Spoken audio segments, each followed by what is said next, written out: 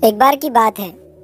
एक sir class में आते हैं और वो सारे स्टूडेंट्स की तरफ देखते हैं और फिर वो बोर्ड के बीच में चौक से एक आड़ी लाइन बना देते हैं। सारे बच्चे ये देख रहे थे। तभी सर बच्चों की तरफ देखकर बच्चों से कहते हैं कि बच्चों, ये जो मैंने बोर्ड पर आड़ी लाइन बनाई है, क्या इस क्लास में कोई ऐसा बच्चा है जो इस लाइन को बिना मिटाई ही छोटी करके बता सके। ये सुनने के बाद सारे बच्चे सोच में पड़ गए और अलग अलग तरीके से अपना दिमाग लगाने लगे।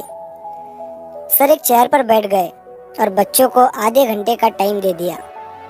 अब हर बच्चा बैठे बैठे अपना दिमाग लगा रहा था, लेकिन किसी भी बच्चे को समझ नहीं आ रहा था कि उस लाइन को बिना मिटाए ही छोटी कैसे करें।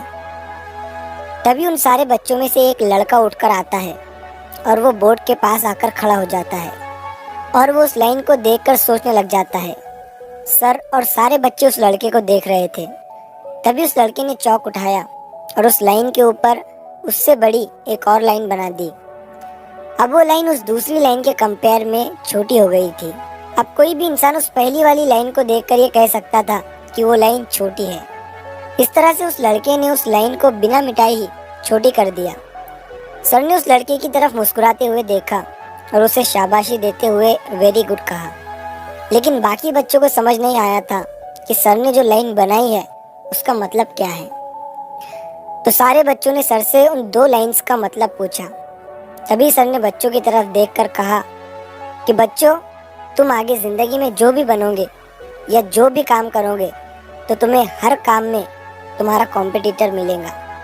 तो तुम्हें अगर अपने कॉम्पिटिटर से आगे निकलना है तो तुम कभी भी ये मत सोचना कि उसे पीछे कैसे करे या उसे छोटा कैसा करे, बल्कि तुम अपने ऊपर ध्यान देना, अपनी प्रोग्रेस पर ध्यान देना। इससे वो खुद ब खुद पीछे छूट जाएगा, वो खुद ब खुद छोटा हो जाएगा। तो अगर आप इस कहानी को और भी लोगों तक पहुंचाना चाहते हैं तो इस वीडियो को लाइक करिए ताकि YouTube इस वीडियो को और भी लोगों तक पहुंचाए। और अगर आपको कहानी पसंद आई है तो चैनल को सब्सक्राइब ज़रूर करिए।